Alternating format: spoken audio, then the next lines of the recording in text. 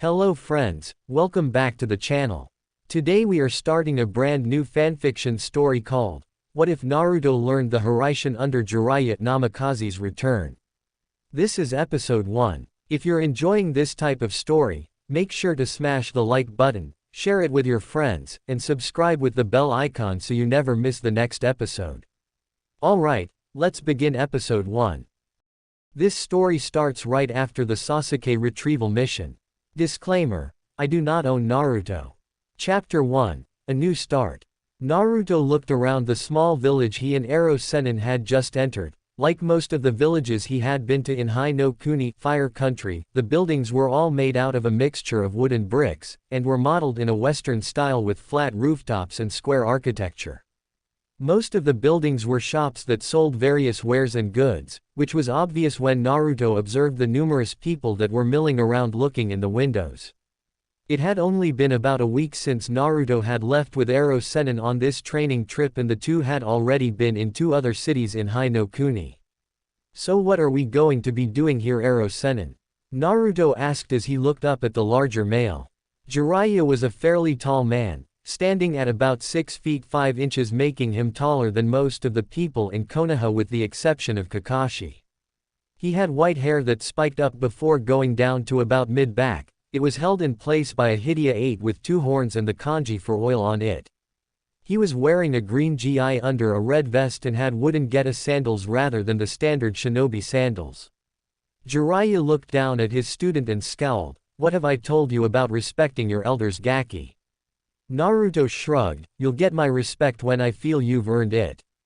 So far all you've done is go to whorehouses or peek at women, and I have yet to actually learn anything from you." Jiraiya sighed at his student's rather apathetic attitude. Ever since they had left Konoha, Naruto had changed.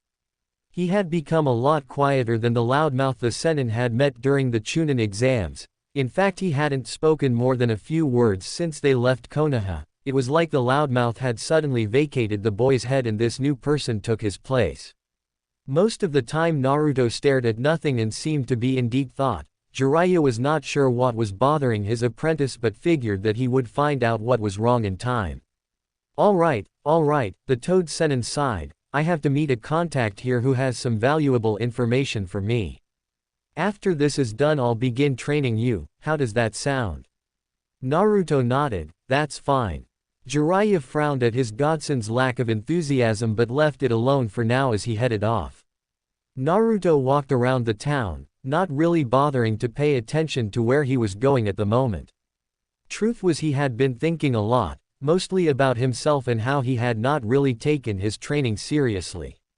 When he was in the academy he had been more concerned with playing pranks to get attention, which had seriously hampered his ability to learn. Of course, half of the problem was that by the time he had found a teacher willing to actually teach him rather than try to sabotage his training, Naruto was so far ingrained in his pranking and loudmouth tendencies that it had simply become a habit. He shook his head and sighed. Despite that, it still wasn't an excuse for not bothering to learn when he was able to. Had he actually applied himself to learn what he could, he may have been able to keep Sasuke from leaving the village. There was another of his problems. Sasuke Uchiha had been someone he had considered a brother. He had always thought that even with the small rivalry they had going that they were still friends and always would be. That feeling had been dashed when Sasuke plunged Chidori's into his chest not once but twice. Naruto was no longer sure if he could keep his promise to Sakura by returning the boy, not that it would matter anyways. Naruto was beginning to doubt that Sasuke would ever willingly return. Even if Naruto forced him to come back, he doubted Team 7 would ever be the same. Naruto shook his head of the morbid thoughts. Now wasn't the time to be dwelling on such things. Sasuke's defection had opened Naruto's eyes to the reality of his situation. He needed to get stronger. He had to train and try his hardest to become a real shinobi, not the loud brat who could not even bring back someone he considered a brother. As he was now, Naruto was lacking in every aspect of being a shinobi. Sure, he had the Rasengan, spiraling sphere, and Kage Bushin's shadow clones, but that was really it. In every battle he had fought so far, if it were not for the Kyuubi, Naruto knew he would have died. During the battle on the bridge, in the Nami no Kuni land of waves, he had used it to fight Haku.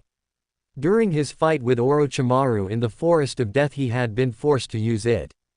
His fight with Gaara, his fight with Sasuke, every major battle he had been in he had used it. Add on that he could not even use the Rasengan without the aid of a clone, he did not have proper control of his chakra and no set taijutsu style, or rather he just swung until he hit something. Naruto knew he had a lot of problems to fix. Looking up he found himself standing in front of a store that appeared to sell shinobi clothing. Naruto looked at his own attire. His bright orange track suit had been with him for as long as he could remember, not because he wanted to wear it. No, despite the fact that orange was his favorite color and was good for getting attention, the only reason he wore it was because it was the only thing he could afford.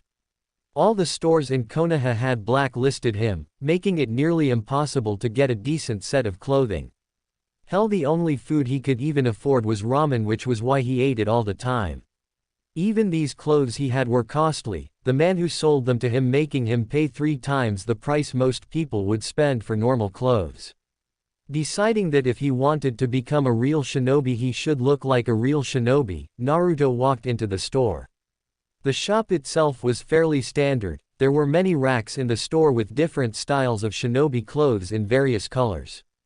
There were also a few areas that sold weapons, most of which were the standard kunai, shuriken, ninja wire and basic sealing scroll. Unlike Konoha, this was not a ninja village, so they did not have any specialty clothing and weapons. Naruto began to walk around the store to see what he might like. He looked at various forms of pants first. He wanted them to be in a dark color. Looking at a few of the different styles and colors he decided to buy several sets of dark blue cargo-styled pants. They had several pockets that looked like they were designed to hold various scrolls and were of a sturdy material that would not wear down. The next thing he went to were the shirts. Looking through them he went with a dark blue and black colors. Buying several sets of both sleeveless and long-sleeved shirts so that he would have some variety before he moved on, looking to see if there was anything else he might want. He eventually bought several other things: a pair of black fingerless gloves with metal plates on the back, a pair of black combat boots with steel-toed tips and a sealing scroll so he could carry it all. Walking up to the cash register which had an old man sitting at it, Naruto set the clothes down. The old man looked at him and began to tally up the price. "That's quite a lot of stuff you bought, young man, the total will come up to 4,000 yen. Naruto reached into his pants pocket and pulled out Gama-chan, his frog wallet. Opening it up he looked to see how much he had. It was not well known, but Naruto was, despite not looking like it, was very stingy when it came to money. Living on the streets and having to be careful where he bought stuff and how much he bought, Naruto had been taught the value of cash. Right now he had 6,500 yen, he would be using about 2/3 of his savings, but in Naruto's eyes it was worth it. Taking out the necessary amount, Naruto gave it to the old man. "Excuse me, but do you have a place I could change?" Naruto asked, using a more respectful voice than he ever had before. "Yes, right over there." The old man pointed to a small changing stall that was somewhat hidden in the corner. "Thanks," Naruto replied, moving over to the stall. "No problem, young man." Naruto went into the stall and changed, opting to go for the sleeveless shirt instead of a long-sleeve one right now. He looked himself over in the mirror and nodded in satisfaction, sealing the rest of his clothes inside of the scroll he bought. Walking out of the store, Naruto created a cage bushin and told it to go find Jiraiya and tell him he was going to get some food. Walking around, Naruto eventually found a small stand that seemed to offer a variety of different foods. Naruto eventually settled on donburi with gyudon beef and began to eat. A few minutes later Naruto blinked as the memories of his clone finding Jiraiya drunk off with several girls hanging off the man hit him. What was that? Naruto wondered as he tried to figure out what had just happened. He had never had that happen when he made a clone before. Of course, normally when he made clones he would spam them out as if they were going out of style, so maybe he just never noticed. As he ate he absently wondered if this could be used for training or if he only retained the memories of the clones when they dispelled. He would ask Ero Sennin when the man found him. A little while later the man walked into the stand and sat down next to him. He ordered a small bowl of ramen and waited for it to come. When it did he began eating for a bit before deciding to speak. "We'll be staying the night here, tomorrow we're going to leave early and start your training." Naruto nodded. "Speaking of training, I noticed that I gained the memory of my clone when it dispelled." "Ho ho," Jiraiya said with a small hint of surprise and pride, "so you found out the secrets of the Kage Bushin EH." Naruto turned to face Jiraiya with an incredulous look. "So you knew about this?" "Of course I knew, kid," Jiraiya snorted. "I've been waiting to see when you would figure it out yourself." Naruto nodded again, deciding not to bother getting bent out of shape about not being told. "Do you think I would be able to use it for training?" Jiraiya looked thoughtful for a moment. "That could work. With your reserves you could easily learn things in months that many others would take years to get down. Though I imagine there would be some drawbacks to this method of training." "Like what?" Naruto asked. Jiraiya spent the next hour explaining the drawbacks of using Kage Bushin to train. 1 month later, Naruto grunted as he came up and did another set of push-ups. He had been going at them for about an hour now and was just about finished. It had been a month since he had learned the Kage Bushin method and Naruto's training had been progressing far faster than most people could ever hope to. Every day Naruto would create about 200 clones. Half of them would go through the taijutsu kata that Jiraiya was trying to teach him. The style was called Hamingutori no Ken, hummingbird style, and relied on high-speed attacks that were designed to inflict significant damage on the weak spots of the body, such as joints.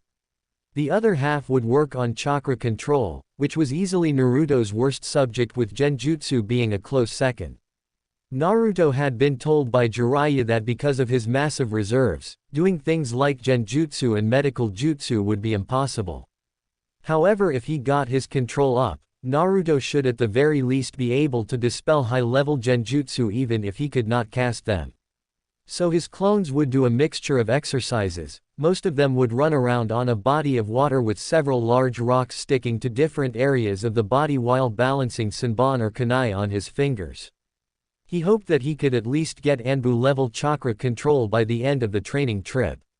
While his clones were doing that, Naruto would work on the physical aspect, training his body to withstand high-speed combat. Every morning Naruto would wake up and do his workout. Currently he would do a 15-mile run, 400 push-ups, 400 sit-ups, 200 pull-ups, 1000 squats, 500 kicks and 500 punches. Each week he would add 5 miles and 100 more of each exercise. He had gotten inspiration for the training regimen from his friend Rock Lee, a boy who could only use taijutsu. While Naruto was considered a ninjutsu specialist, he had strong hopes that he could also match Lee and Guy in taijutsu. Finishing his push-ups, Naruto started on his sit-ups. A little ways away Jiraiya watched his apprentice work with a frown. While he was proud of the boy for pushing himself so hard, he was also worried. Naruto had been doing nothing but training for the entire month they had started. The boy would only stop to eat and sleep. Though Jiraiya was positive the boy was only getting half as much sleep as he should. Jiraiya's original decision to take Naruto on this training trip was to focus on helping him use Kyuubi's chakra. But with the boy having been adamant on learning to fight without it, Jiraiya had decided to focus on actual shinobi training before going to that. While the blonde had improved a good deal, going from mid-genin to about high chunin level, he would eventually crash if he kept at it. "Naruto," Jiraiya called out, "I want you to stop for a second and come here." Naruto looked up and nodded. Finishing his set, he stood and made his way towards Jiraiya. "What, Jiraiya-sensei, do you need Jiraiya-sensei?" That was another thing that was different about their relationship. Whenever they were training, Naruto would always refer to him as sensei. Of course, once they were finished it was right back to Eros Sennin, but at least it was progress.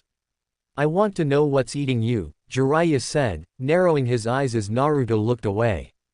"I don't know what you're talking about, sensei," Naruto said, though he still wouldn't make eye contact. "Don't give me that crap," Jiraiya scowled. "You've been quiet ever since we left Konoha."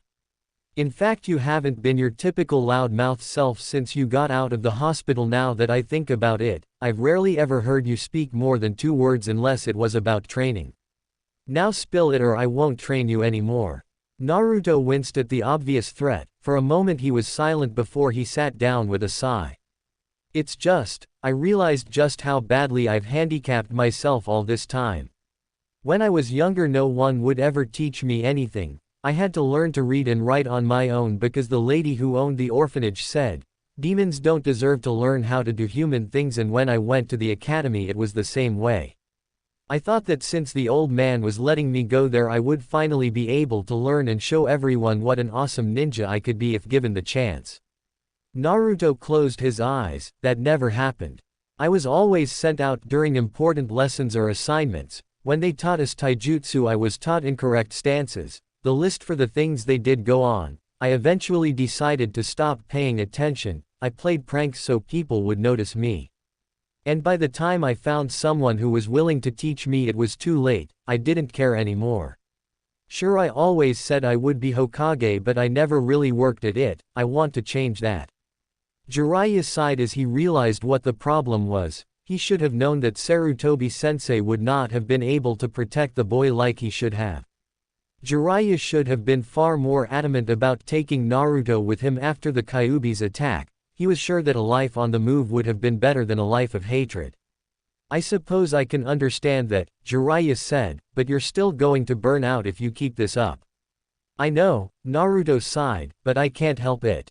I want to become better. I don't want to be considered the dove, the loser anymore. The Toad Sennin looked at his godson for a long while before a smile broke out on his face. Alright then, get back to your training and I'll make sure you become the best shinobi in Konoha if not the entire elemental nations. Naruto grinned before running back to his spot where he began exercising again. As soon as Naruto and Jiraiya entered the next town, the Toad Sennin immediately turned to Naruto. Listen, I'm going to go and find one of my contacts here so I can look for some information. You can wander around, just stay out of trouble, got it? He asked. Naruto rolled his eyes at the man. I'm not Uero-sensei. Jiraiya rolled his eyes at the new nickname. Apparently Naruto had decided that because Jiraiya had earned his respect he would give him the sensei title. Of course he later told the man that because he was still a pervert he would not be removing the arrow part anytime soon. I'll be fine, I'll just go and see if this place has any ramen, maybe do some training afterwards. Whatever brat, Jiraiya stated as he ran off. Naruto, having been with the pervert for the last month, recognized that the man was heading towards the red lights district. Informant Mai, Naruto mumbled as he began walking around town. He didn't really bother taking in the sights. Having seen one city in a fire country, he noticed that they all kind of looked the same. Instead he looked around at all the people. Even though he had been out of Konoha for over a month, actually having people smile at him rather than glare was a novel experience. He still was not really sure how to react, but he would occasionally return someone's smile with a tentative one of his own. As he was wandering he noticed something else that made him curious. He had passed several groups of girls his own age, and not one to be rude to anyone really, he had offered them a smile. This had the unexpected side effect of the girls doing 2 things. The first was for the girls to blush at him, the second was to huddle in whatever group they were in and start giggling while looking at him. He really was not sure how to react to this, having never had experience with girls aside from getting his face to cave in whenever Sakura hit him. He had not even touched a member of the opposite love before. He did not count Tsunade Ba-chan, Shizune-chan or Ayame-chan, at least not without bodily harm done to him. And so he was left confused as he made his way around town, looking for a stand that would sell him some good ramen. After several minutes of searching, he finally found a stand that looked promising. He walked in and sat down at one of the stools. At the sound of his entrance the chef turned around and spotted him. What'll you have, kid? Naruto frowned as he looked over the menu. I'll have 5 orders of your miso ramen, 4 orders of your chicken ramen and 2 orders of your beef ramen to start. The man behind the counter just looked at him for a second, wondering if this kid had some kind of mental deficiency. Are you sure you can eat that much, kid? he asked. Naruto looked at him with his newly created, "Do you know who you're talking to?" look. "Of course I'm sure, if I wasn't I wouldn't have ordered it." The man just looked at him before shrugging, "Well, if you say so." 1 hour and 23 bowls of ramen later, Naruto left the stand, leaving a very happy ramen chef and the feeling of his wallet several pounds lighter. He decided to continue his walk through the city before finding a nice quiet place to train. He wasn't too worried about getting lost. Jiraiya somehow always knew how to find him even when the man was drunk as a skunk. As he continued, Naruto noticed he was getting more and more of those looks from the female population. He was not sure what they meant, but the looks had the odd effect of making him swell with pride, and at the same time wanting to run away screaming. Though, he could have sworn he had seen those looks before. He shrugged the thought off as he looked at some of the stores, wanting to see if they may have anything interesting. He didn't go into any of the stores right now, since he could not see anything interesting. Instead, he satisfied himself with window shopping to see if there was something he might want. As he was looking into one of the stores, he felt someone tapping him on the shoulder. Turning around, he found himself staring at a girl around his age. She had long light brown hair, green eyes and a decent figure for someone who he recognized as a civilian. She was giving him the same smile with that light redness across the cheeks that he had noticed other girls giving him as he had walked around the city. Naruto was really not sure what to say. He had next to no experience with women, so he was completely unsure what to do. He decided to be quieter than he usually was. After all, Sakura would hit him when he was loud, so there was no reason to assume other females would not do that either. "Can I help you?" he asked. He picked up several giggles coming from behind the girl. Turning his head slightly, he saw a group of them just a little ways away looking at the two of them. He did not know why, but this instantly had his danger senses going haywire, telling him to run and never look back. The girl continued to give him a small smile. "Actually, me and my friends were just wondering if you wanted to go shopping with us." Naruto blinked, opened his mouth, closed his mouth and blinked again. No one had ever asked him to do something like this with them before. It went without saying that he was stumped on what to do. "What?" he asked in a voice that sounded like he had not heard what the girl had asked. The girl talking to him could not help but think he looked extremely cute with his confused look. She started giggling again. "I asked if you wanted to go shopping with us." Naruto, for reasons he did not know, felt his cheeks become inflamed and he was positive he looked like a tomato. This was confirmed when the girl and her friends in the distance started giggling again. Naruto thought the giggling was kind of cute, yet at the same time felt it was the single most terrifying thing in existence. He was tempted to just run and hope these girls could not find him again to ask him, yet at the same time he had never actually spent time with anyone his own age outside of the academy and missions. "Sure, I'd love to be with you," Naruto said as he gave the girl his megawatt smile. After all, it would be nice to hang out with people his own age just to be with them instead of on a mission or training. That was the wrong thing to say. Naruto was unsure what had happened, but he soon found himself being dragged by the arm to nearly every store in the city. The girls did not do any shopping, however they had decided to see what kind of clothes he liked to see them in. Apparently they wanted a guy's opinion or something. He wasn't quite sure since they were talking so fast it was next to impossible to understand them. In any case, every store they went to, the girls would grab a bunch of clothes, change into them and model for him while asking for his opinion. Naruto, having never done anything even remotely like this before, was completely unsure what to say to them. Instead, he found himself spending that time blushing and trying to speak, only for no words to actually come out, or for his words to sound more like he was choking on a piece of food. Unfortunately for him, rather than irritate them, this seemed to endear the group of females he was hanging out with even further. They began calling him cute and asking him things like if he had a girlfriend. One was even bold enough to ask if she could touch his whiskers. Luckily, help arrived. As he was walking down the street, two of the girls having somehow latched onto each of his arms, Naruto noticed a large dust cloud being kicked up and coming his way. He and the girls stopped and watched as Jiraiya passed with a horde of barely clothed women coming at him with bats. pitchforks and many other devices used to maim and cripple, all the while yelling about perverts and getting what he deserved. As soon as they passed, Naruto got out of the girl's grip and turned to them. Sorry for cutting this short, but it looks like I have to save my perverted sensei from his rightful execution. With nary another word, Naruto was gone, leaving the girls to watch the second, smaller cloud of dust he made. Naruto found Jiraiya just as he assumed he would have, lying unconscious and twitching as the women walked away after beating him. Walking up the blonde toad, the spastically twitching toad Sennin. A second later, said Sennin jumped up and dusted himself off as if nothing had even happened. I knew you weren't going to be meeting any contact, Ero-sensei, Naruto said once the man was up. Stupid pervert, why can't you ever just act normal? Normal is overrated, Gaki, Jiraiya exclaimed as a smirk formed on his face. Besides, you have no right to talk. I saw all those females you were with. I have to say I'm quite impressed. His smirk turned into a lecherous grin as he saw Naruto's face turn red.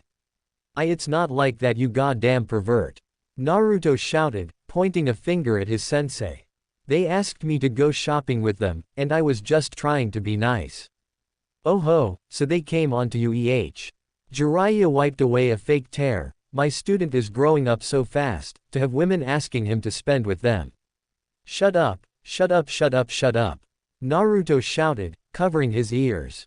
Now don't be like that, Gaki, Jiraiya said with a grin. It's quite impressive what you did. In fact, I'm so impressed that I'm going to give you some tips on how to please women. As the two went to the hotel Jiraiya had rented before deciding to do his research, Naruto was forced to listen to his sensei giving him tips on how to please a woman. He tried not to listen to the man, knowing that all he was talking about was some perverted crap that he did not want to know. However, he somehow found himself listening anyway. Half of it he didn't even understand. Having been sent out of class during the lovely education course, he did not actually know about love. Even his infamous Oroki no Jutsu, lovely jutsu, was merely the byproduct of having seen the front cover of Ika Ika when he caught Oji-san reading it several times. Jiraiya had finished talking by the time they reached their room, and Naruto, being Naruto, used his way with words to form a comprehensible and well thought out sentence after listening. What the hell are you talking about, Ero-sensei? What in the hell is a? Is that like a cat? 'Cause I seriously hate cats. Naruto shivered as he remembered his horrendous times with Tora. Jiraiya looked at Naruto as if he had sprouted wings and grown several tails. Are you telling me you've never heard that word? Shouldn't you know this stuff? Kami, I thought they would have taught at least a little lovely education in the academy. Naruto blinked. I think they did mention something about it once. He frowned as he tried to remember if they had a class on that. And you didn't listen? Jiraiya asked, sounding for all the world frustrated. The kid had been getting a lot better at being a ninja. He acted smarter too. Jiraiya was sure the boy was not as dumb as he acted, or used to act to a certain extent. But about other things he seemed like he was still an idiot. Naruto looked down at his feet. Well, I would have, but I didn't have Iruka as a teacher back then. They sent me out, telling me that because of my pranks the other day I didn't deserve to know about this. Jiraiya found himself frowning. He had learned a while ago that because many of the teachers had been biased against Naruto due to the fox, that they would often send him out during important lessons in class. It was part of the reason Naruto had next to no knowledge about being a shinobi. What about your Oroki no Jutsu? Jiraiya asked. How did you come up with that if you had no knowledge of a lovely education? Oh, that, Naruto said in a dismissive tone. I saw Oji-san reading that perverted book of yours and saw the cover. I got the idea from that. But the girl in the front cover isn't, Jiraiya said. Naruto tilted his head to the side. Neither is mine. What do you think that smoke covering is for?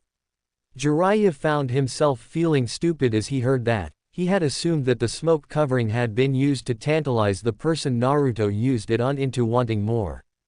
Apparently, from what Naruto was saying, that was not the case, and the only reason the smoke was there was because Naruto did not know enough about female anatomy to actually create those parts. This meant that his apprentice knew next to nothing about love, or the opposite love. It was both fortunate and unfortunate that Naruto happened to be with a man who made his living off of books that were little better than porn. "Alright Naruto," Jiraiya said as he pulled out his first edition of Ika Ika Volume 1, "I'm going to be teaching you all you need to know about women." As soon as Naruto saw the little orange book he knew he had to escape. He shot towards the window, hoping to make a quick exit. However, Jiraiya was far faster than he was. Before the blonde even knew what was happening, he found himself being tied to a chair and trying not to stare or listen to his sensei as he talked about love and used his perverted book as a reference. His screams and pleas could be heard all throughout the night. The next day, I found Naruto at the library, looking up knowledge on females and love.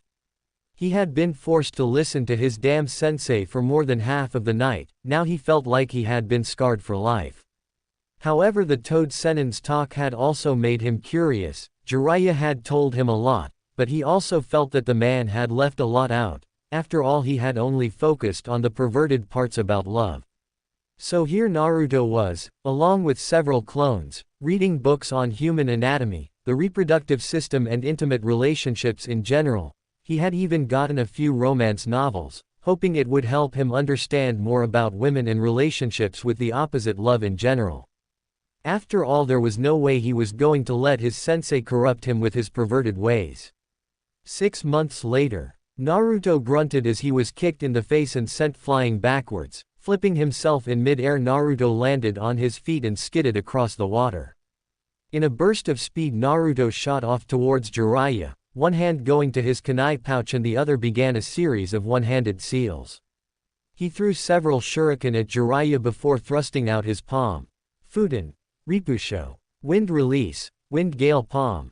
The shuriken, which had already been going forward at high speed, soon became nothing more than a streak of silver as they headed for Jiraiya. The Toad Senin jumped out of the way, knowing how dangerous Naruto was when he used his wind element for anything. However, Naruto knew his sensei would dodge. After all, Jiraiya was not a cage-level shinobi for nothing and had in fact counted on him dodging. Naruto put in a small but intense burst of highly concentrated chakra into his legs, literally disappearing and reappearing right in front of Jiraiya. The blonde shinobi aimed a punch at his sensei's solar plexus. Jiraiya swatted it to the side and downward in the hopes of knocking Naruto off balance. No such luck, as Naruto went down and pushed himself into a handstand, launching a kick that managed to hit Jiraiya in the face and make the man stumble back. Pushing himself into a flip, Naruto went for an axe kick to Jiraiya's collarbone. Jiraiya put up both arms to guard and immediately regretted it as he was forced to a knee. Goddamn Gaki and his stupid strength training. Jiraiya grabbed onto Naruto's legs with both hands and was about to flip the boy over.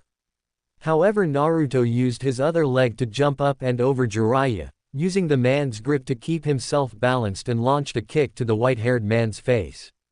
Jiraiya was forced to let go of Naruto's leg as he tilted his head to the side and dodged the kick. He turned around and managed to kick Naruto in the chest on the blonde's way down, said boy moving with the blow and going into a series of flips as he jumped away to gain some distance. Jiraiya took out a kunai and threw it at the blonde, going through a few hand seals as he shouted. Ninpu, Kunai Kage Bushin no Jutsu. Ninja Art, Kunai Shadow Clone Jutsu. One kunai multiplied into 24 kunai as they all headed straight for Naruto. Said blonde just looked at them with a smirk. Going through a few of his own hand seals before Naruto called out his jutsu. Suiten, Sujinheki. Water Release, Water Encampment Wall. A large wall of water formed around Naruto, blocking the kunai. Once Naruto heard the popping of kunai being dispelled and he went through several more hand seals. Suiten, Saryuden no Jutsu. Water Release, Water Dragon Jutsu. The wall of water soon began to swirl around Naruto, before taking the shape of a 60-foot water dragon with glowing yellow eyes. As soon as it did, Naruto created a cage bushing seamlessly and had it go through a few hand seals as the water dragon launched itself towards Jiraiya. Fuden, Rinkuden. Wind Release, Wind Bullet. The clone smashed a fist into its stomach and shot a large ball of compressed wind out of its mouth. It went straight for the water dragon. The water dragon's power and speed were soon increased as the Rinkuden merged with it as it headed towards Jiraiya. said Sennin, swearing enough to make a sailor blush as he jumped out of the way.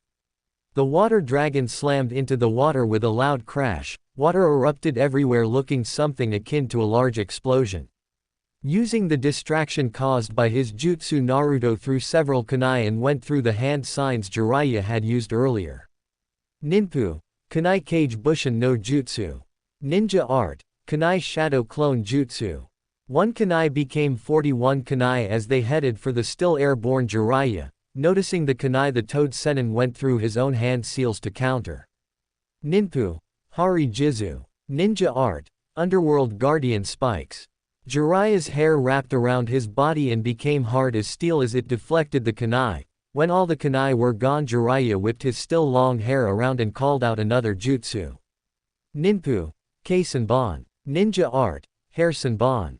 Several hardened needles of hair were launched at Naruto, who took out 2 kunai. Spinning them by the rings, he went into his taijutsu stance with both kunai held in a cross guard.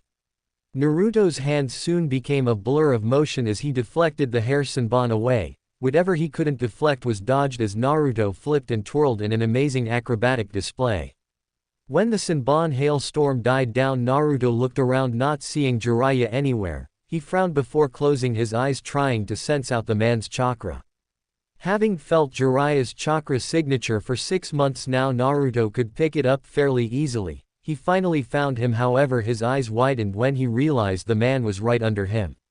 His realization came too late as Jiraiya came out of the water and smashed a fist right into Naruto's chin. Before Naruto could fly too far, he felt hair wrap around his body and hardened, immobilizing him. Jiraiya grinned at his student, who was currently hanging upside down. The boy had come quite far in just 6 months. His physical abilities and taijutsu were now extremely impressive, definitely high joining level with all the work they had been doing to bring it up to snuff. His chakra control was also coming along nicely, being at around mid-jonin level, which was good, especially considering the fact that it grew at a near constant rate. However, it was Naruto's ninjutsu that took the biggest leap, particularly in the field of elemental manipulation. Jiraiya had decided that since the boy was doing so well, they would get started on learning elemental nature manipulation, something that Jiraiya had planned on having Kakashi teach the kid when they returned.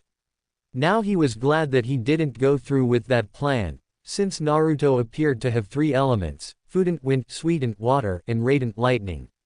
It had been a shocking discovery, and Jiraiya had to wonder if it was some kind of bloodline or if it just came from his parents. Minato had been a Fuden user starting out, but had later learned to use Raiden during the Third Great Ninja War. And Kushina had an affinity for Suiden Jutsu, so he supposed it was possible, but it still didn't make much sense. He actually planned on having Naruto tested when they returned to Konoha in 3 years. If he did have a Kekkei Genkai of some kind, it could cause problems. Jiraiya shook his head. He would worry about that later. Nice job, Gaki, but you're still too early to beat me. Naruto gave Jiraiya a pout before it turned into a grin that instantly put the Sennin on guard. Oh really? Naruto asked right as Jiraiya's eyes widened. Shit. Jiraiya jumped out of the way just in time to dodge a large explosion as the now identified Kage Bushin he was holding blew itself up. As Jiraiya landed, he felt cold steel against his neck. He couldn't help but chuckle. You've been waiting to use that tactic, haven't you? Naruto grinned as he put his kunai away. Well, yeah, you tend to immobilize me a lot with those hair techniques of yours, so I figured it would be a good way to beat you. Jiraiya nodded as they had sparred quite often. By now it was obvious that Naruto would know Jiraiya's tactics. That was going to be an issue since others would not fight like he did, nor would they pull their punches. He would need to have Naruto gain some experience. Maybe he could see if Tsunade would give them some missions to accomplish. You're getting better, Jiraiya complimented as he thought about how to give Naruto some real-life experience. Anyways, let's set up camp for the night. Tomorrow we'll head into a town a little ways off. Alright Ero-sensei, Naruto said as he grabbed several scrolls from his kunai pouches. Hey Ero-sensei, Naruto said as the two sat around a campfire. What is Gaki? He asked as he took some meat off the spit over the fire and began to eat. I was wondering, Naruto started as he ate some of his own food. do you think that it's possible for me to bring Sasuke back? Jiraiya sighed. He had expected this to come up soon. Naruto had recently been getting quiet and contemplative again, which had not happened since the first month of their training. He also knew about the kid's promise to that pink-haired girl who the kid had a crush on, though judging by the amount of times he had caught Naruto talking and even flirting with other girls now, he was sure that crush would be gone soon. He resisted the urge to give a perverted giggle at that thought before speaking. I'll be honest with you, Naruto, even if you brought Sasuke back it would only cause more problems. Sasuke is like Orochimaru in many ways. He desires power and will do anything he can to get it. I don't need to remind you of how he had nearly killed you trying to leave for that traitor. If you brought Sasuke back it would just cause him to resent you and Konoha more. He left because he felt that the village and his friendship with you was holding him back. If you did succeed in forcing him back he would only hate you more for trying to block him from gaining power. Naruto's shoulders slumped. So you're saying I should forget about him? Jiraiya patted the boy on the shoulder. I know it's hard. Hell, when I tried to bring Orochimaru back and failed I was just as hurt as you were. But being a shinobi, and especially if you want to be Hokage, means that you sometimes have to make hard decisions. Naruto nodded to himself. It had been on his mind a lot recently. He had a feeling that this would be the case but had wanted a second opinion. He didn't like it. He had wanted to bring his best friend back, but if that was not possible it would be better to forget about him. I understand, Naruto said with some conviction. I was wondering, do you think we could extend the training trip? Jiraiya blinked in surprise as he answered, well, I don't see why not. Jiraiya smiled at the thought of all the things he could teach Naruto if they stayed longer. I had originally planned for a 4-year trip anyway. This will allow me to teach you much more, and with your Kage Bushin you could easily be Kage level by the time we return to Konoha. Naruto grinned as he finished eating and threw the stick his food was on away. He felt as if a small weight had been lifted off of him. Before Naruto went to sleep he made a vow that he would train to become the greatest shinobi ever. Naruto sighed as he looked at the blank piece of paper in front of him and wondered how he got roped into doing this. I can't believe I let Eros Sennin somehow convince me to write a book, he thought with a sigh as he remembered the bet he had made with his perverted sensei. Flashback. Naruto and Jiraiya were currently arguing again. Many people would probably wonder what the two could be arguing about. The answer was quite simple. Jiraiya had just been caught peeping again, and because Naruto needed his sensei to teach him he had ended up bailing the fool out, again. This was the 1,700,560th time that Naruto had been forced to do this and he was getting sick of it. Sweet Kami Ero sensei, can you for just once in your life not go peeping in the hot spring and act like a pervert? Naruto yelled in the middle of the heavily populated city in Tsuki no Kuni, land of fangs. Shish, Jiraiya whispered as he looked around, seeing many of the women currently glaring at him. Keep it down, brat, you're gonna make it harder for me to do my research if you yell like that and alert all the ladies. Good, maybe if they don't go to the hot springs you won't go peeping, Naruto stated. Then perhaps you can actually write a good book that's not perverted. Hey, are you saying my books are bad? Did I stutter? You damn brat, my books are the best and everyone with half a brain knows it. Then how come all the women absolutely hate your books? Asked Naruto, who grinned when he got a glare from his sensei. Besides, I could write a book that would sell 1,000 times more copies than your perverted crap. Ho ho. That's a good one, Gaki, would you care to bet on that? What are the wages? Jiraiya went into a thinking pose. If I win you will not only have to keep helping me out when I get caught doing research, but also use your rookie no jutsu, lovely jutsu, to help give me some material as well.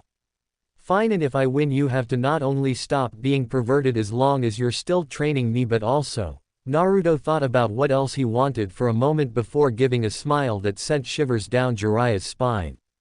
Tell me about my father. Jiraiya nearly choked on his own spit when he heard that he had in all honesty been planning on telling him after his training was complete. Telling him at this stage could be detrimental since his father had many enemies. Right now Naruto was only at low to mid jonin since shadow clones could not be used for physical training and he lacked experience. Not only that, but Naruto might get angry at his father and end up hating the man for sealing Kyuubi inside of him. On the other hand, it could prove to be beneficial and give Naruto something of a measuring stick, making him push himself harder in order to surpass his father. Though he was already pushing himself far more than others could. Jiraiya sighed as he figured it couldn't hurt. "Alright brat, you've got yourself a bet," Jiraiya said, holding out his hand. "If your book ends up selling more than mine, I'll stop peeping until your training is over and tell you about your father." Naruto grinned as he took Jiraiya's hand. "This would be no problem." Flashback end. "Damn, this is harder than I thought," Naruto mumbled to himself. "Having fun brat." Naruto turned to see Jiraiya grinning at him.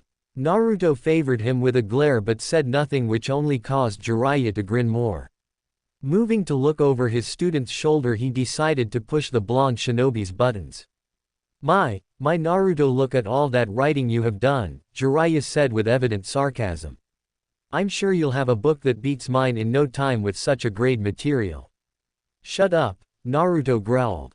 "Not as easy as it looks, is it?" asked Jiraiya in a taunting tone.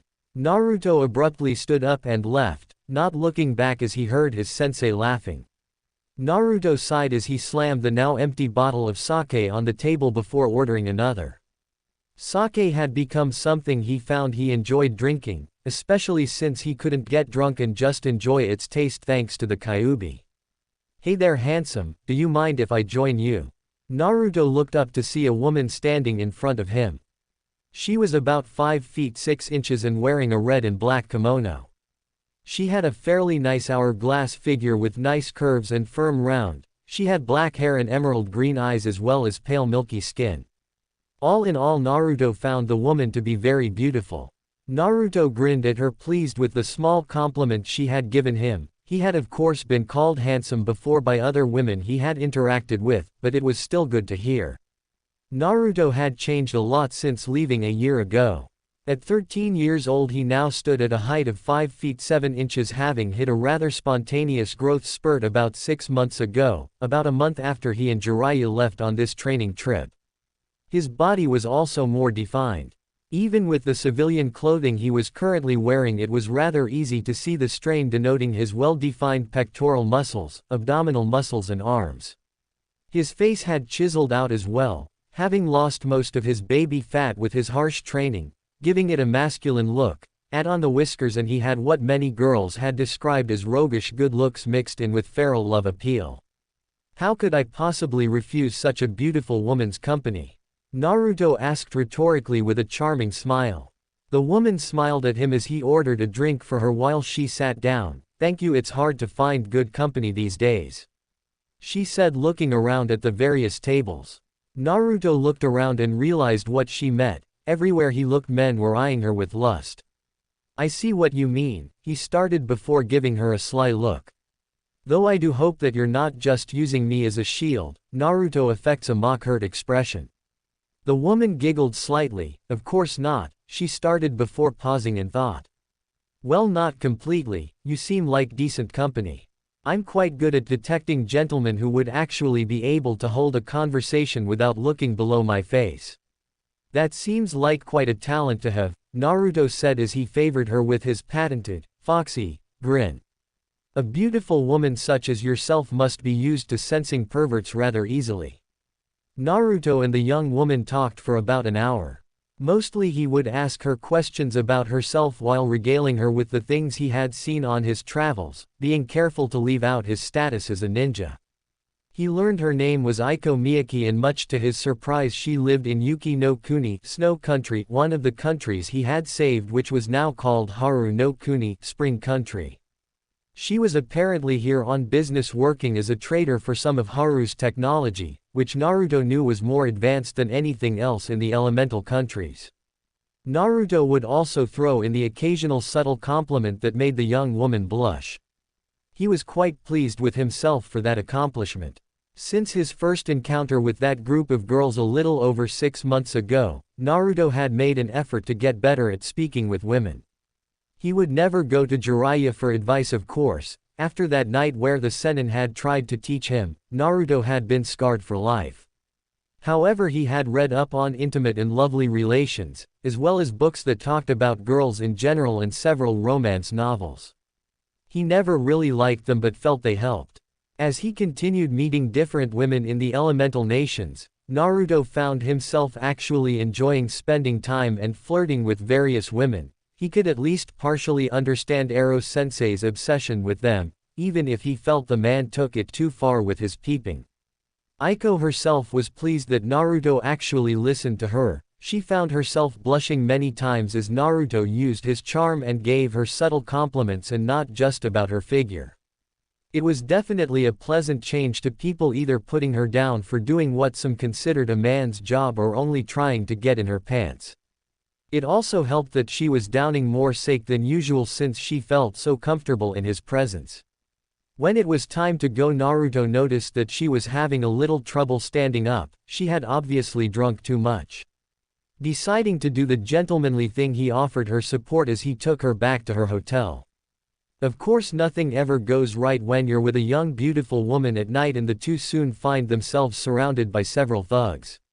"Look what we have here, boys," one of the thugs exclaimed.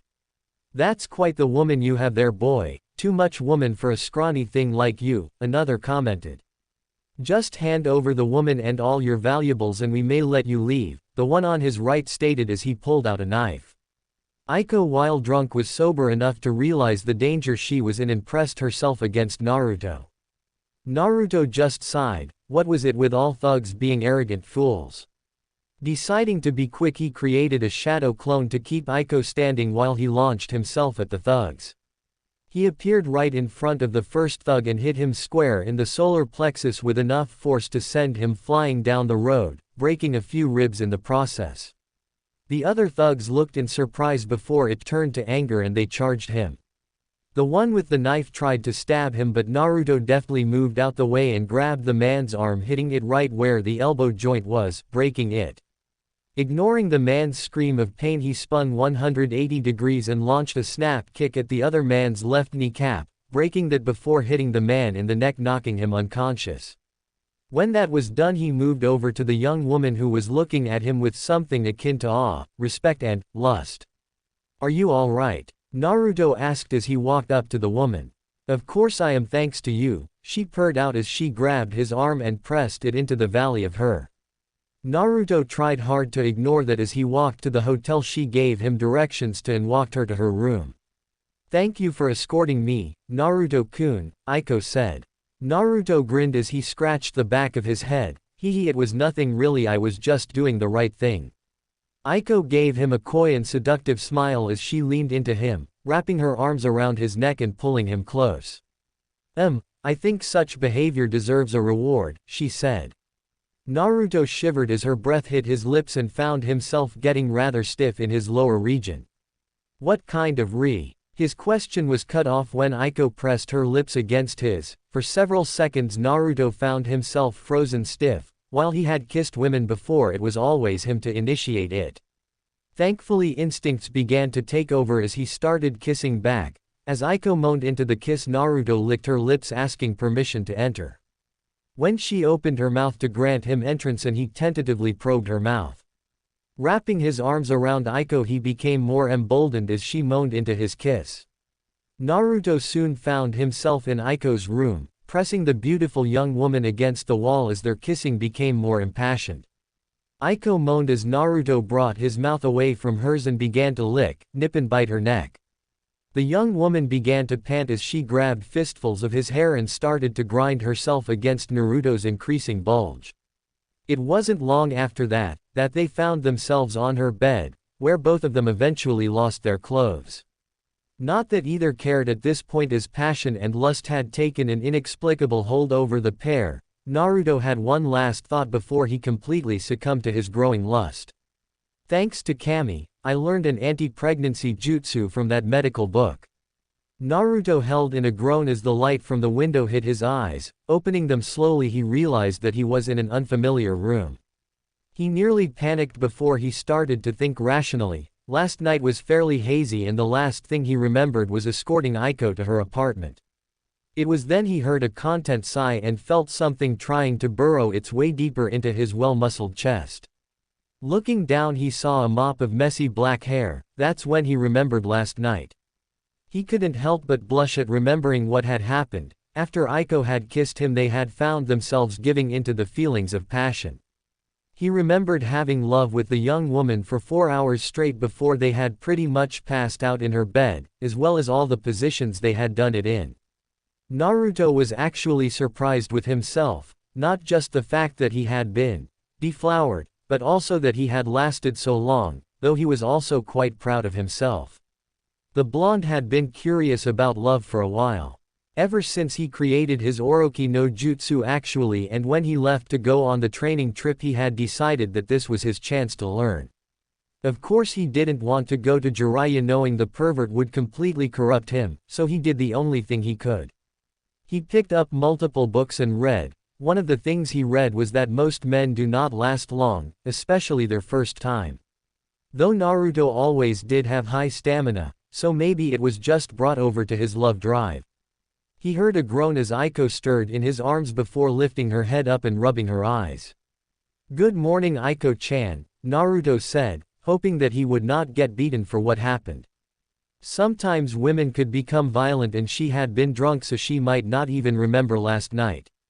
Aiko looked at him and for a moment Naruto was afraid he was going to be on the receiving end of the female fist of fury.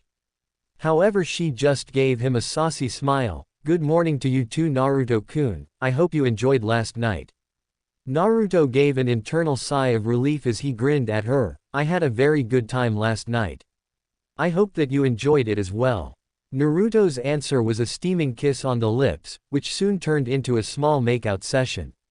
It lasted for a while before Naruto realized he had to go or Jiraiya might start searching for him, and the last thing he needed was that pervert to see this.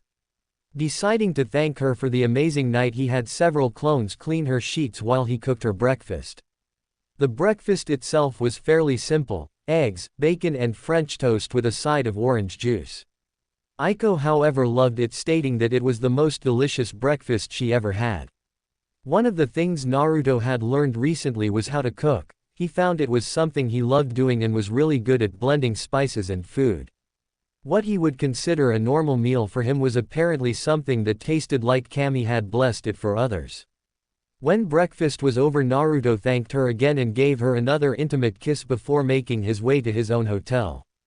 When Naruto got in he noticed that Jiraiya was passed out on his futon, and several sake bottles littered the floor. Naruto however ignored this as he went to his blank sheets of paper and began writing. Last night had strangely enough done wonders to clear his head.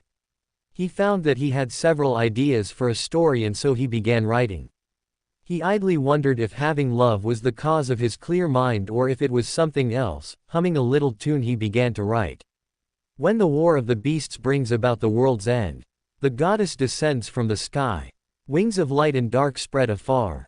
She guides us to bliss, her gift everlasting. 2 months later. I can't believe, Jiraiya mumbled as he cried anime tears. Believe it Ero-sensei, you lost, Naruto stated with a shit-eating grin. But, no buts, Naruto wagged his finger at the depressed Toad Sage. Naruto's book had just been published a little over a week ago. Naruto had titled it Loveless and brought it to Jiraiya's publisher. After looking at what Naruto had written, the publisher had decided to put the book on the market. The results had shocked both Jiraiya and Naruto. Within the first few days the book had swept across the elemental nations by storm, beating out all 3 Ika books in sales and was still getting more popular. Jiraiya looked at the sales his student's book got and couldn't help but feel depressed. Naruto's book had earned a higher sales rate than his own books. Not only that, but there was not one mention of smutty goodness in it. It was inconceivable, impossible, and yet here it was right in front of him. Come on you pervy old man, deal's a deal. Jiraiya looked at him before he grumbled about never betting against blonde gakis who were too talented for their own good again as he handed him a scroll. Naruto looked at the scroll before looking back at Jiraiya with an eyebrow raised in question. It's from your father. In case something ever happened to him, I was told to give this to you when I felt you were ready, Jiraiya explained. That was all Naruto needed as he opened the scroll and began to read its contents. After the first few sentences, Naruto's emotions started to slip. His lips quivered and tears ran down his eyes as what he had suspected for a while now was confirmed. He didn't know whether to be happy, sad, angry or elated. Jiraiya watched his student's face flash through various emotions and became worried when the blonde face became blank. It was the look Naruto would get when they were sparring and showed none of what he was feeling. Naruto?" Jiraiya asked in an unsure voice. He was not used to these kinds of things. Despite having been through 2 great wars, Jiraiya had always had a problem at helping others with their emotional problems. He himself always preferred to get smashed and find a woman to have love with. Suffice to say, he didn't think that would work for Naruto. A small crack appeared in Naruto's facade. "I'm going to the hotel. I need to be alone for a while." Naruto left rather quickly. Jiraiya looked up at the sky and sighed. He was not sure if this was the best idea, but only time would tell. Naruto sat in his room as he reread the message his father had left him. "Dear Naruto, I bet you're wondering who this is. Nay. My name is Minato Namikaze and I went by many names. The Konoha no Kuroi Senku, Yellow Flash of Konoha, and Yondaime Hokage were a few, but the one I am most proud of is my father. Specifically your father. Your old man's pretty cool, right? Now onto why I am writing this. It's really a just-in-case kind of thing. Despite winning the war, there are many people out there who want me dead, and I'm not arrogant enough to assume that one might not get lucky. I am leaving this letter with Jiraiya, my sensei and your godfather. Should anything happen to me or your mom Kushina, he is the one who will take care of you. I told him to give this to you when he feels you're ready. Now that the boring stuff is over with, I have some things to give you that I felt were too important to keep at home." On the bottom of this letter is a seal that is specifically designed to open with Namikaze blood, meaning only myself or you can open it, seeing as how we are the only Namikazes. Inside this seal you will have several important things, the first being one of my Hiraishin kunai. Note that these will not work for you because of a specific blood seal that is tied to me and only me.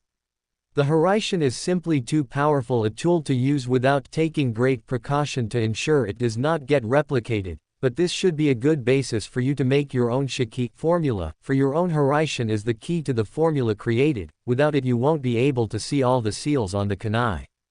The last and just as important are my notes on the Hiraishin. They are not complete since I figured that if you're anything like me you will want a challenge, but they should give you a basis to start with. If I die, I hope that this letter lets you know that I love you and hope that this can in some way bring us closer as father and son. Love, your father. Minato Namikaze. Naruto gritted his teeth as he tried to stop the tears from coming, but it was no use, and he soon found himself crying. It was both in joy and in anger. Joy at knowing he had a father who cared about enough to come up with a precaution in case something happened to him, to ensure that he would be able to protect himself and let him know that his father did in fact love him. And anger at the fact that it was his father, the man he had considered a hero since he was little and listened to Oji-san tell stories of him, was the same man who condemned him to a life of hell and loneliness for 12 years of his life. He was always pretty cautious when it came to you. Naruto turned around to see Jiraiya leaning in the doorway, his arms crossed and a rare serious expression on his face. "What?" Naruto asked as if he had not heard what the man had said. "He made that for you the moment he found out Kushina was pregnant," Jiraiya continued, sitting down on the edge of the bed. "I don't think I've ever seen him or Kushina as happy as they had been when they heard she was going to have a baby. So I should just forgive and forget?" Naruto asked in a low voice, "Just move on like that because he was happy I was being born? I've lived in loneliness and pain for 12 years of my life because my own father sealed a giant 9-tailed demon fox in my gut. Maybe you can forgive something like that so easily, but I can't be the godfather." Jiraiya winced at the way Naruto said the man's title. Jiraiya knew he had not been much of a godfather to the blonde. He could have disobeyed his sensei and the council, taking Naruto with him and nurturing the boy into the man he should have been, but he had not done that. "Naruto, I wanted to tea. And where were you?" Naruto accused, having cut off Jiraiya's speech. "You were supposed to take care of me should anything happen to my parents. Where were you when the orphanage kicked me out and I was forced to live on the streets for a year? Where were you when I received my first beating by the villagers on my own birthday? Naruto, look, what were you doing, huh? Peeking on women so you could write those perverted books of yours and not accept the responsibility for your godson. Look here. Jiraiya yelled as he stood up and narrowed his eyes at Naruto. I wanted to take you with me. In fact, I begged Sarutobi-sensei to let me take you away from the village. I pleaded with him, but he wouldn't budge. He said he wanted you to gain bonds with the people of the village. I told him that it would never happen, but he wouldn't listen. Jiraiya took a deep breath and calmed down. Sitting back down, he placed a hand on the young boy's shoulder. If it had been my choice, I would have taken you with me, but it wasn't. And it's not like I didn't come to see how you were doing. What do you mean? Naruto asked, having calmed down a bit, though tears were still falling freely down his face. Who do you think gave you that wallet? Jiraiya asked, gesturing towards the seal on Naruto's leg that held Gama-chan. Naruto blinked. You gave it to me. But I thought that it was Sarutobi-sensei. Jiraiya shook his head. Had it been him, he would have given it in person. Why didn't you give it to me in person? The council, Jiraiya sighed. By the time I came back to visit you and saw how shitty your life was, I begged sensei to again let me take you out of the village. However, the council had taken much of the Hokage's power after Minato's death. By that time, sensei was unable to do anything. I was ordered not to make contact with you unless it had something to do with the seal. Naruto rubbed his eyes with his arms, getting the tears out before he looked at Jiraiya with a smile. I guess I'll have to fix that when I become Hokage, nay. Jiraiya chuckled as he ruffled Naruto's hair. I guess so, but you won't become Hokage by moping about like this. Naruto chuckled as he dried the last of his tears. He honestly felt better after crying a bit. But crying never got people anywhere, plus crying over spilt milk wasn't his style. He was just about to comment when he remembered something. What about my mother? From what I understand, she wrote a letter for you as well, but it's at their house in Konoha, Jiraiya answered. Naruto nodded. Then I won't worry about that for now, I'll be able to read it when I get home. Jiraiya nodded and smiled. Good, now if you're done moping we have some training to do. Naruto grinned. Right. 3 months later. Naruto looked out at all the clones he had created after finishing his physical training regime. He had gone from 200 to 300 and had them working on various things. Most of which were elemental manipulation, more specifically trying to find a way to combine them. He had just mastered his lightning element just a month ago, with it being the last natural affinity he had, so he had gone on to try something harder. Currently he has 100 clones working on sub-elemental creation. Contrary to popular belief, sub-elements were not the result of a bloodline. While there were of course elemental bloodlines, they usually centered around specific techniques such as Haku's Haijutsu Maku Hausho demonic ice mirrors. There were also bloodlines that had specific powers that were used through sub-elements, such as Hashirama Senju's ability to tame the Biju. Otherwise the shinobi he ran into in Yuki would never have had the Hyoten Jutsu ice techniques that they had been known for before it became Haru no Kuni Spring Country after Team 7 saved it.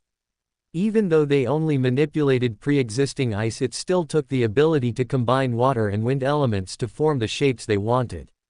Anyone with enough control over their two elements and sufficient chakra control could create sub-elements. Of course some were harder than others. Naruto had even heard rumors that there was a person who could use Yoden lava release, which was a combination of fire and earth elements, and Futon boil release, which was combining two contradictory elements, fire and water, to create an acidic base that could melt a person's opponents.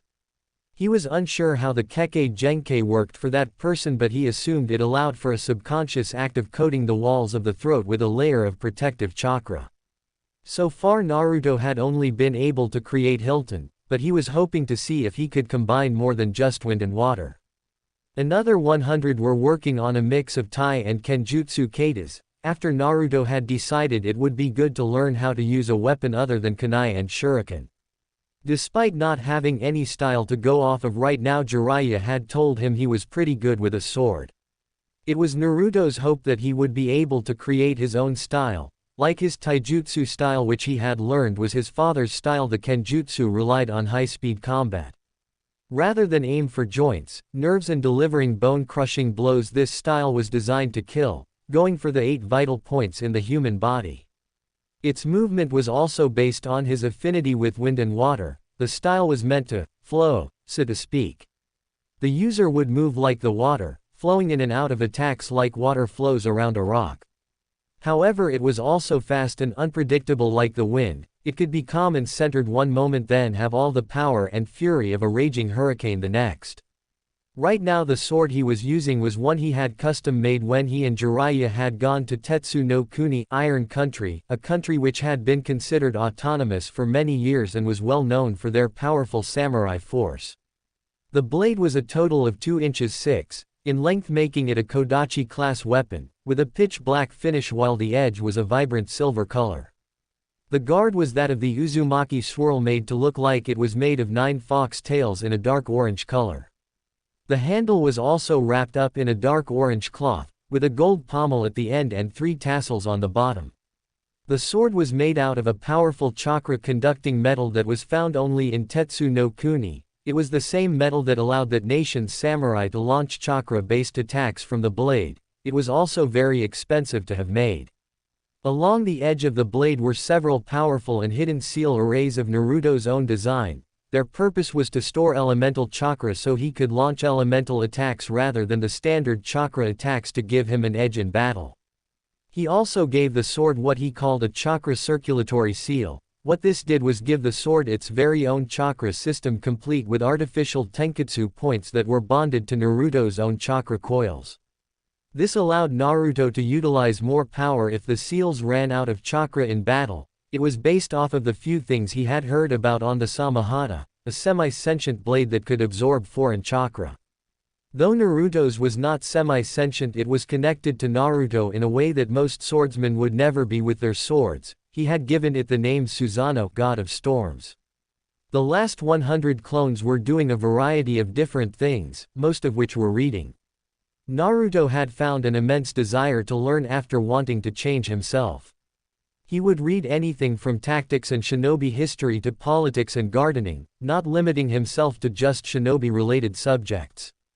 However, other clones were doing things like playing shogi to help work on strategy, jotting down notes on ideas for a new jutsu or seal, or even trying to create a new seal. Though those ones had to be replenished often as they usually had rather explosive results. Naruto turned his attention back to the notes in his hand. It was the one thing he had continued to have troubles with and the one thing he refused to use Kage Bushin to help recreate at all. Of course, it was also a very linear technique, so creating a bunch of clones would be next to useless for this jutsu. It was the one thing that he was striving to recreate, the prized jutsu that had made his father feared throughout the elemental nations and earned him his title. The Flying Thunder God, or Hiraishin. Unfortunately for Naruto, his father had left very few notes on just what exactly the Hiraishin was. The notes were vague, adhering to describing what the jutsu did but not tell him much on how it was created.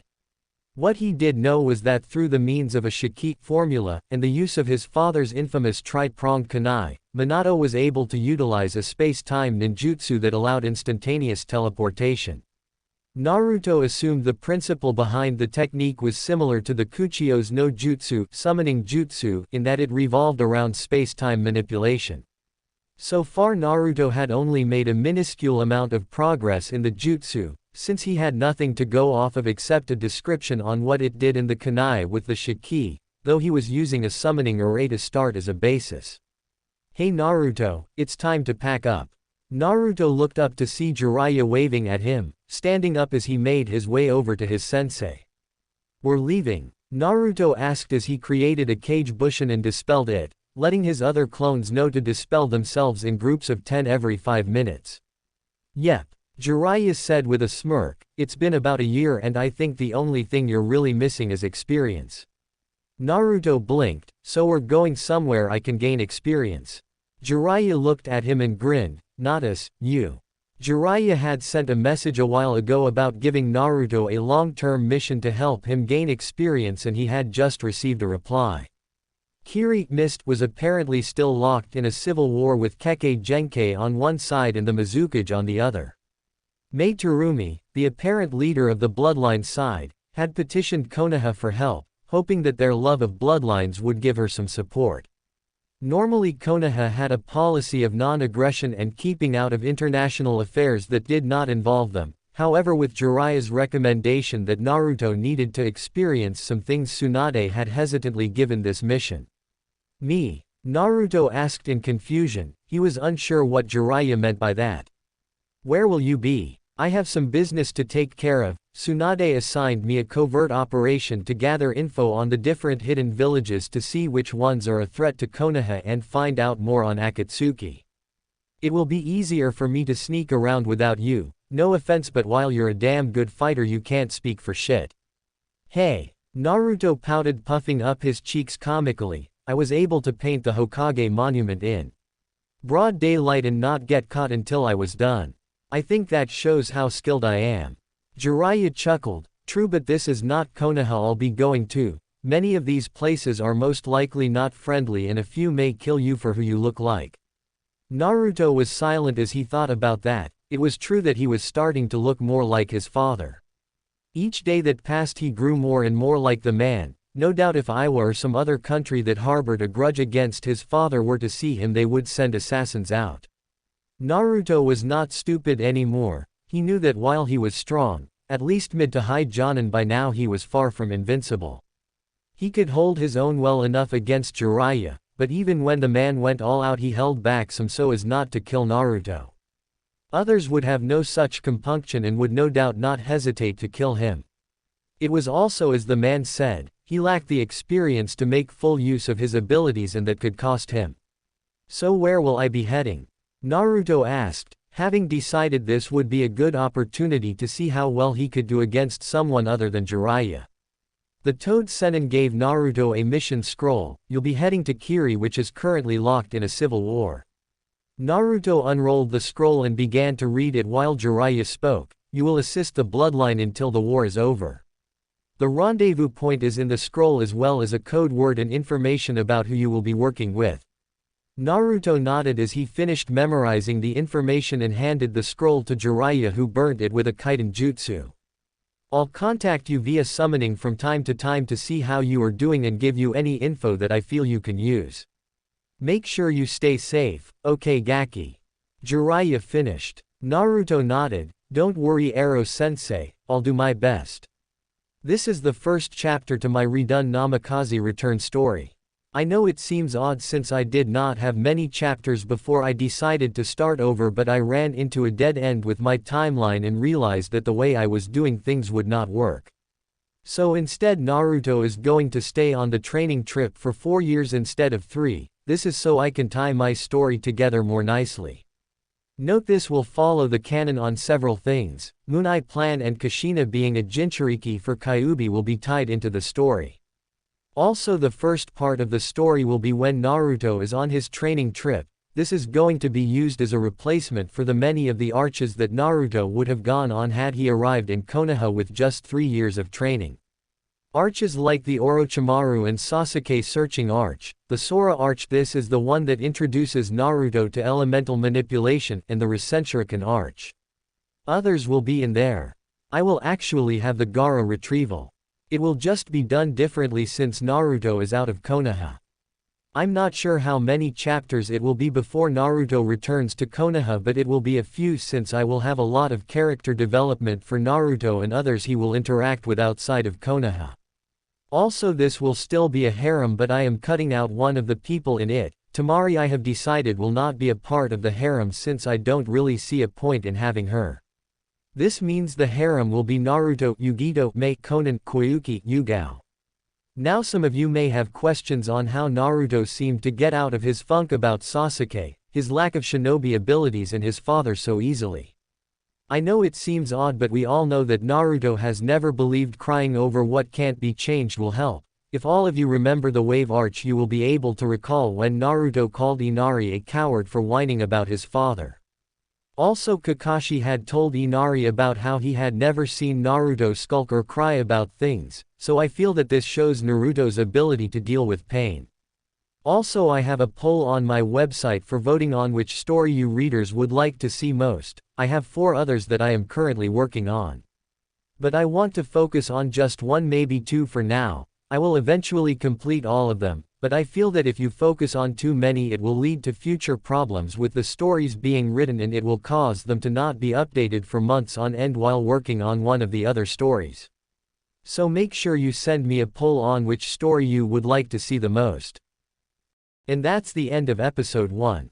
How did you like the beginning of this new story? Tell me in the comments, do you think Naruto mastering the Hiraishin will change everything? If you want episode 2, then please like this video and comment, next episode. Thank you so much for watching. Don't forget to subscribe and hit the bell icon. I'll see you in the next episode. Take care, bye.